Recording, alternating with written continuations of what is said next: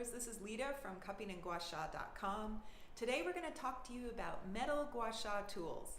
Different metals have different properties that are really good for Gua Sha, and just in general, gold is a tonifying metal, so it puts energy in. And silver in general is a metal that draws energy out. So if you use magnets and things like that, you might have a silver magnet that helps draw things out. I'm really interested today in copper because copper is a Gua Sha tool that you can use that can draw heat out of the body. And a lot of Gua Sha is about releasing heat. This tool is a copper tool that a friend of mine, Tim, made from the UK. Now, these we have never found online or anywhere, but I just wanted to show it to you because it's a pure copper tool. Now, copper, as I said, releases heat, and I use this tool at the end of a Gua Sha session sometimes just to cool things down. However, I have found a new tool. It's got copper in it and a little nickel, so it's brass. But it still has a lot of the same qualities as the copper tool, and it has an even better feature. If you'll notice, these tools, I don't know if you can see it, have a very different thinness to them. This tool is half the size of this tool in terms of how thin it is, and therefore, while I use this tool frequently, I never got Sha out with this tool. This tool works fantastic. So if you're looking for a metal tool, it's often hard to find one that is thin like this one. So I am super psyched about this, and today we're going to show you how it works.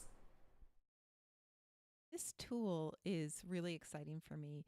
It's partly that it has a great shape in general and that it will get Sha out really quickly if there is Sha to be found.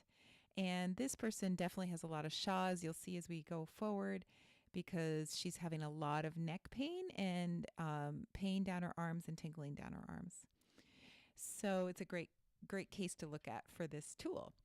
Now, the thinness of this tool is so amazing that you're going to see that as we work on her, that the Sha comes out very, very quickly. And as I'm working, I want to say that the broad aspect of the tool that I'm using right now, which is the longer part of the rectangle, is very good for flat areas like this. So you can see the Sha is coming out really quickly here. One thing I've noticed about this tool is I love the thinness of it, but it's a little small and sometimes it's hard to get a good handle on it. So you'll have to experiment.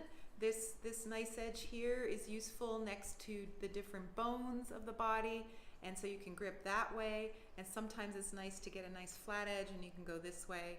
And then the contour here can sometimes work, for example, over a shoulder or something like that.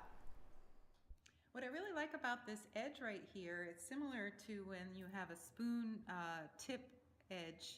I can use this to get in between the different moles that might be in the area, and she has an area here with a lot of Sha and a mole here and a mole here. So I can just get right in between and it works great. And here I'm using that flatter contoured area to go across the shoulder blade, and now I'm using the tip of the corner of the rectangle to get in closer to the spine in that lamina groove next to the paraspinals. And I again find this even better than using the tip of a spoon to get in really close to any bones in particular.